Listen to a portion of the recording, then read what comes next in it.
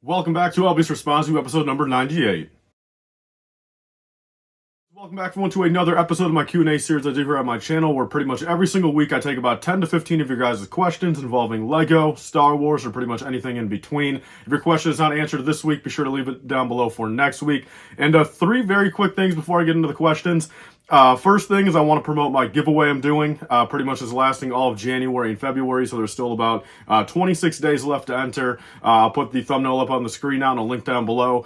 It's a free international giveaway, pretty much giving away a bunch of 501st battle packs and a TIE bomber and a few other things. So definitely go enter that. 100% free, and it takes about 5 seconds to enter.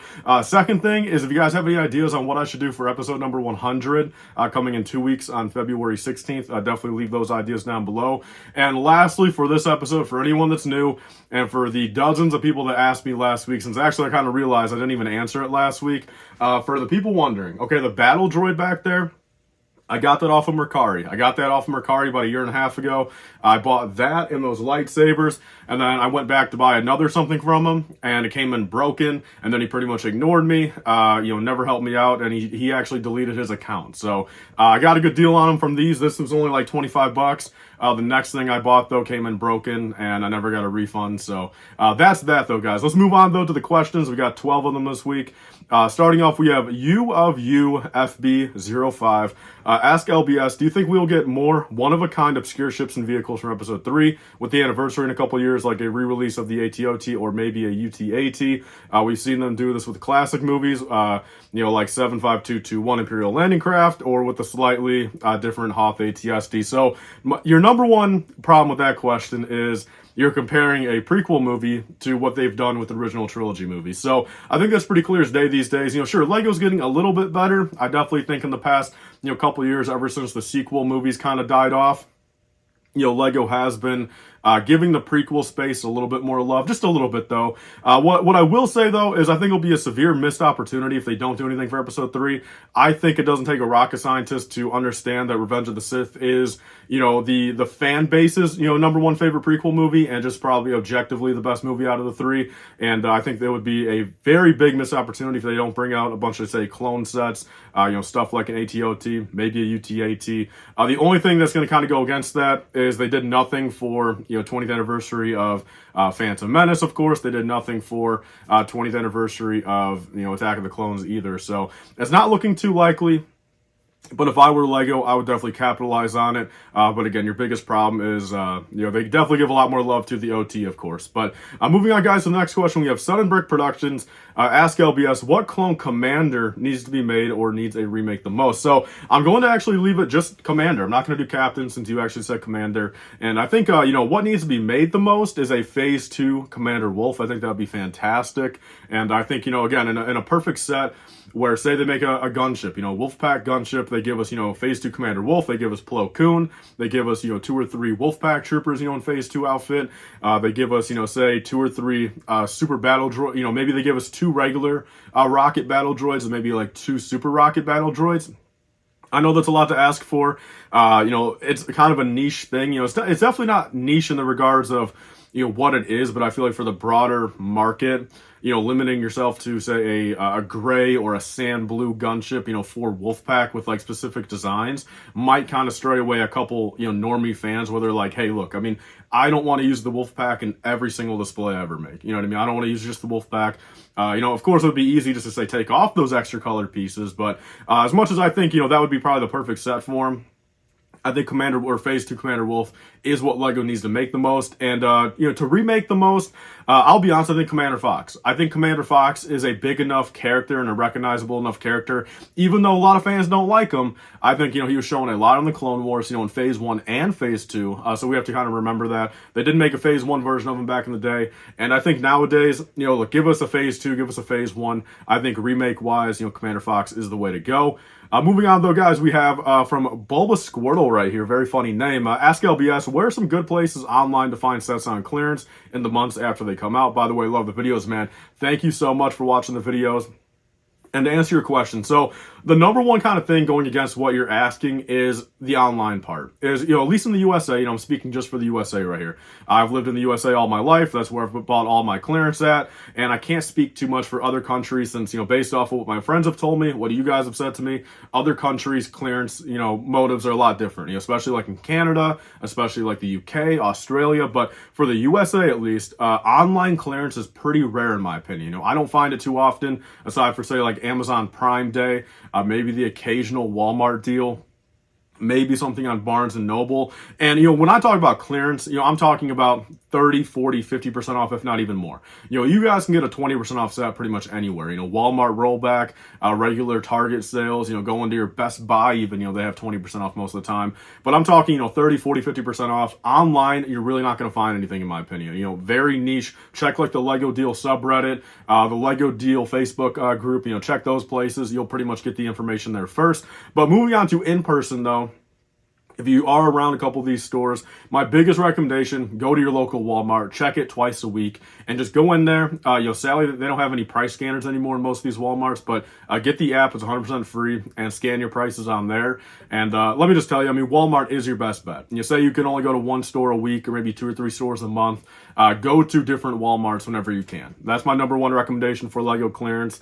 And it seems to work well for me. Again, knock on wood. If you guys have been around on the channel for a while, I've gotten some crazy Lego clearance hauls. And from what it seems like clearance season's ramping back up. So definitely be on the lookout. Next up, we have Keith Crane. What would you like the next $800 Lego set to be? Will we see a $1,000 set anytime soon? Love the content, man. Yeah, I appreciate you so much, Keith. You've been around the comment section for a while, man. But to answer your question, I'm going to limit it just to Star Wars, of course. What would I like the next $800 Lego Star Wars set to be? Of course, a UCS Venator. I've kind of talked about that a lot in the past. I would be there day one, 100% day one, for a $800 UCS Venator in like the same scale as the UCS Star Destroyer. Give us a couple really cool minifigures. Just make it very cool. You know what I mean? I would be there 100% day one, $800. Big prequel guy. And then pretty much to answer your question, will we see a $1,000 set anytime soon? I think, first off, what I will say is based off what I've kind of been seeing, it does kind of seem like Lego might be doing a $1,000 set for a non-Star Wars theme first. That's just kind of the truth of it. I think that will be what will happen. Because I think for Star Wars, the only two things that ever make sense would either be a full remake, saying like, that's the thing. The UCS Falcon right now is not even like set to retire yet. So like that thing, say it's on the shelf for another 2 or 3 years as is, and then say they're going to take a 2 or 3 year break until they come out with the next one. So it's looking like for Star Wars, possibly maybe like 2027 or 2028, because I think the UCS Falcon is really the only set that kind of warrants a $1,000 price tag. But other than that, maybe a UCS Death Star. But it's also one of those things where I feel like a Death Star for $1,000 is just very limited, I feel. I feel like a lot of people, sure, they might want it, but will they be able to justify $1,000 for just literally a round, spear of just, literally just gray brick pretty much? I don't know. So I think those are the only two sets that have any sort of possibility for Star Wars at least being $1,000. So that's why, if I had to make the assumption, I would say in the next 2 or 3 years, we'll probably see a non-Star Wars set be $1,000 first. But yeah, thanks for the question. Definitely leave your thoughts down below, everyone. What do you guys think the first $1,000 Lego set will be? Yeah, next up we have It's Not a Moon right here. Ask LBS, what's a good way to display your minifigs without having to worry about cracking the legs? So look, first off, if you want to be super optimistic and just really, make sure you're not going to damage the minifigure, take the minifigure apart, store all the, the pieces separately in individual bags and call it a day. That's really your only like foolproof way to keep it 100% safe. And, at that point, put it in a cool, dark spot and just never look at it. But if you want to get them on display a little bit more, be able to put them behind you on your shelf kind of thing, what I recommend the most, again, it's not like a 100% foolproof way, but it definitely helps out a lot more, especially for the legs that you're talking about, would be you get a 1x2 Lego panel piece with a little thing in the middle to go in between the legs. Pretty much, if you take a minifigure here, you guys know you guys have the hips, the actual legs, and then you guys have that gap in between the legs. I'll put a picture up on the screen, of course, but it's pretty much where you put that panel piece down on the 2 studs then, and then you're able to stand the minifigure on that panel piece, and the minifigure basically doesn't move. You know, sure, if you knock it really hard, you know, if you kind of like come and like clothesline it, of course it's going to fall off the panel piece, but it actually, you know, it does not make the actual leg parts, you know, stick to the studs, so it puts no pressure on the legs, and it still allows it to stand up and be pretty secure. So I'll plug my Bricklink store, I guess, for this piece, as I do have this piece in a lot of colors over there. I believe like 12 or 13 different colors. So if you guys do want to support the channel a little bit, go ahead and place a Bricklink order over there. Indie Brick Den, just Google it or link down below in the description. And if your order is over $30 and you let me know you came from this video, I will refund your shipping for you. So a little plug right there to the Bricklink store. Yeah, I do that every so often if you guys want to support the channel and also get something, you know, in return, such as good Lego pieces. Moving on though, we have Daniel Mendoza right here. Ask LBS, what minifigure packs would you like to see? I think one with Cody, Captain Rex, and Gree would be nice, or a Phase 1 Captain, Lieutenant, and Sergeant. So I definitely get where you're going with those minifigure packs. I definitely get that. But the thing is, you know, maybe on the Phase 1 clones, maybe that's one thing, maybe that's a possibility. But what I do strongly disagree with is the captains and commanders. I don't think anyone needs those or realistically actually wants those in a $15 accessory pack, because, you know, two things. First off, like, so we only need one of them. You know, everyone only like factually needs like one Captain Rex. We only need one Commander Cody. Like, it's not like even a Phase 1 Captain where it's like hypothetically you could have 4 or 5 of those guys. But, you know, for the main hardcore commanders and captains, I think for limiting those guys at a $15 set for Lego's sake, you know, for their profit margins and for our collectability, it's just not worth it, because I would much rather have them come out with, like, say, premium sets, you know, $160 Gunship, $140 ATTE, and put those commanders and captains behind those big price points, because it just makes sense in my opinion. But what I will say though is my dream minifigure packs would be, look, I mean, I've always said they should have, you know, different species for battle packs, you know, Wookiees, Gungans, Geonosians. So, you know, if they're going to say limit these battle packs, you know, the actual $20 ones to say 1 or 2 a year, and limit those to really only like snow troopers, you know, rebel troopers, clone troopers, what I think would be perfect is you go to the Lego store and say you need to make a Kashyyyk mock. You know, you need some Wookiees, you know what I mean? Like, having a bunch of different Chewbacca's doesn't cut it. And you go there for $15, you're able to pick up 3 Wookiees, a little build, a couple weapons, or say 3 Gungans, a couple weapons, a little build. I think that would be perfect. I think where minifigure packs should kind of be at would be to kind of fill in those army builder gaps that aren't, say, the main clone troopers or stormtroopers, and allow us to get the different species built up, maybe even some unnamed Jedi with some cool, you know, printed robes, different colored capes, different colored hoods, you know, different species, and really kind of do it like that. I think that would be perfect. I don't want any named characters in any minifigure packs. In my opinion, at this point, it doesn't really make sense. It is a way that Lego could give us some of those kind of more obscure characters, but in my opinion, I think they should save that for like a CMF series. You know, I think they should give us army builder stuff in minifigure packs, give us named characters in CMFs, and pretty much call it a day at that point. But yeah, thanks for the question. Definitely leave your thoughts down below, what you guys want in minifigure packs. Next up, we have Caliber GD. They say, ask LBS, do you like the building aspect of Lego sets or just displaying them? So I definitely like displaying them. You know, I display a lot of my Lego sets, pretty much as many as I can. Like I've kind of said before, if you guys are new to the channel, you guys really don't see too much of my collection anymore, mainly for the fact of I've outgrown this basement. You know, I'm in an entire, you know, full, like, you know, 3,000 square foot house basement, and I've completely kind of overgrown it already. I've got my Bricklink store on one side, I got my YouTube side on this side, and I've got no shelf space anymore. So a lot of my collection, like genuinely like 85% of it probably, is all disassembled, bagged up, and in bins, just waiting to be rebuilt eventually. You know, I plan on moving out of this house maybe in the next 1.5 years, hopefully 2 years. And, you know, pretty much at that point, I'll be able to rebuild everything, display it all again. So I like displaying stuff. You know, you guys know me. I like putting stuff behind me. The building aspect, though, it kind of, you know, differs. You know, it kind of depends. There's a couple things that I definitely kind of stray away from. You know, building Technic sets is definitely not too fun, I think. But you get a pretty good result. But other than that, you know, nothing better than building a nice Lego set, you know, on a beautiful night. You know, I'm usually up at night, so maybe like 1 in the morning, build a nice Lego set, you know, catch a podcast on the table and just kind of chill. You know, I like building. I think it's very therapeutic, but I think, you know, pound for pound comparison, I would rather be able to display them than just build them. You know, I'd rather buy them built and display them than just build them to build them than say never have them again. You get what I'm saying? But yeah, thanks for the question. Moving on to the next one here. we actually have coming in from a Spike right here. Ask LBS, do you think we'll get a May 4th promo minifigure this year? And if so, what would you want it to be? Love the videos. Thank you so much, man, for watching. And no, I do not think we'll get a minifigure this year. I just actually don't. Like I said, they had that designer interview last year, and it made it seem like, hey, look, they kind of said, well, again, they're probably keeping some stuff from us, but they said, yeah, we'll look into it eventually. We'll maybe get back to it. Like, we're not trying to get away from minifigures, but yeah, maybe they'll pop up at some point. So I think now is a little too early. In my opinion, I think they're going to do another, little box set like how they did the Lars Homestead.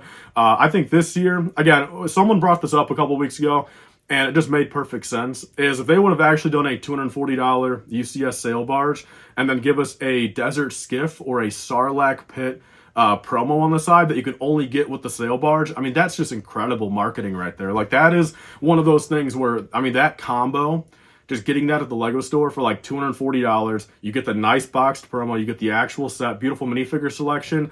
That would be one of the highlights of Lego Star Wars, I feel. So I don't think it's going to be that, though, because, again, I don't think the sail barge is coming out May 4th anymore. But I do think it will just be another box set. What it is, though, I don't really know yet. We'll have to see. Hopefully the leaks come out. I would assume probably early April, maybe late March.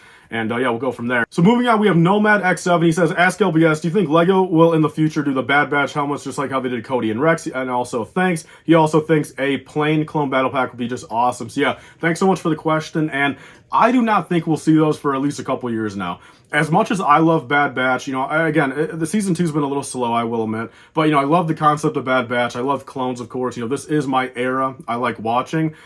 I really do think Bad Batch is probably the worst performing Star Wars show of just like the past couple of years, of course. Just viewership wise, probably sales wise on merch also. I just really think it kind of sucks these days that, a lot of the, first off, a lot of Star Wars fans just aren't watching stuff anymore. How kind of objectively bad everything's been the past couple of years. A lot of Star Wars fans dipped, they're not catching stuff, week to week anymore. And then also, Bad Batch is kind of in a corner where a lot of, like, say, normie fans that say don't watch the animated shows because they think they're just too childish, they aren't watching the show. And then also the fact of the matter that, every single week, these episodes are pretty slow. Like, these are pretty bad episodes where, I would assume a lot of people probably after episode like 4 or 5 are like, I'm just going to binge this at the end of it. So I think Bad Batch overall, just has a big stigma around it where I think Lego knows to kind of stray away from it a little bit. I think it will be appreciated more, say, in 5 or 6 years, like how the Clone Wars kind of was for like the more normie fans, not like the hardcore Clone Wars fans, but, after 5 or 6 years, a lot more regular Star Wars fans started to appreciate, Captain Rex and Ahsoka and stuff like that. So I think the Bad Batch helmets, especially if they start doing Bad Batch like season 4, 5, 6, and 7, I definitely think by then we'll start probably getting the Bad Batch, bust helmets. But I think at the moment, it's probably just a bad idea for Lego to kind of go that way. I don't think they would sell too well. I think that'd be a very, very small market, but there's just my thoughts on that. So yeah, thanks for the question. And moving on, we have Kevin Glies right here. Ask LBS, what Star Wars vehicles that have never been made before would you like to be made? He says he'd like a super tank. So yeah, to keep this kind of short, actual vehicle wise, not overall set, I think would probably be a UT-AT. We've never seen one. There was actually a prototype version of one back in like 2011. I'll throw the picture on the screen. There was actually a prototype version at the Lego factory or like Lego design headquarters. You guys can see it on a shelf back there. And there was actually one in the encyclopedia or the visual dictionary from like 2008 that they actually, made a concept version, probably even the same vehicle, the exact same build for like the 2005 or 2006 wave, of course, in honor of Revenge of the Sith, but they just never made it. I don't really know why. I think that would have been pretty cool and honestly looked very, very good. For back in 2005, like that set looked incredible. So yeah, that would definitely be the one that I want to see the most. And, vehicle wise, especially, but even more so, Galactic Marines, for the first time, Commander Bakara, Kiadi Mundi, just like how someone said earlier, I think, 2025, 20th anniversary of episode 3, absolutely perfect time to come out with that set. But yeah, there's mine. Definitely leave your thoughts down below, guys. What is your number 1 most wanted vehicle? Next up, we have Zero the Hero, JJ Hayden right here. Ask LBS, so when are we going to get an interview with your dad? Sounds like he's a super good guy and you have a great friendship. Second question, is it easy for you to stay away from other Lego themes? Thank you, sir. Totally agree with the Clone Wars heads. Yeah, thanks so much for the question, man.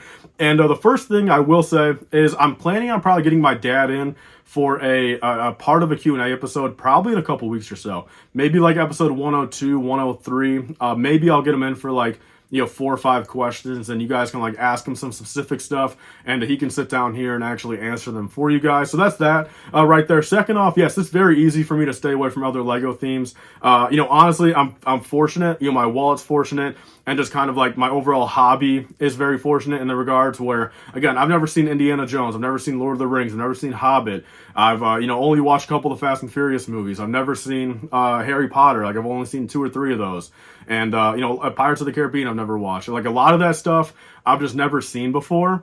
So when they start making these big sets, like I've never seen Back to the Future, I've never seen Transformers, I've never seen what are some of the other ones I've never seen? Like just a lot of this stuff. I've never played Zelda. Like, I don't care about that. Like, you know what I mean? So, like, a lot of the stuff that LEGO's coming out with, whether it's a big wave of sets or just, like, a big $300 set or a big $500 set, I have just zero interest in. You know what I mean? I'm literally just Star Wars all day, a couple Marvel sets, a couple DC sets, Speed Champions, most of them, and then also some of the big car sets, like the Mustang, the Technic cars, and that's basically it. Like, there's a few other sets I do like, Stranger Things, Brickheads, of course. I guess I do have both those sets, and a couple other animal sets. I like the Tiger, and stuff like that. A couple of the Avatar sets, but some of these bigger, expensive themes, they have like, again, Harry Potter has like 8 sets every 8 months. You know what I mean? Like I'm very lucky I don't like the Harry Potter movies, since that would be probably $5,000 in the past 4 years that LEGO's put out for that theme.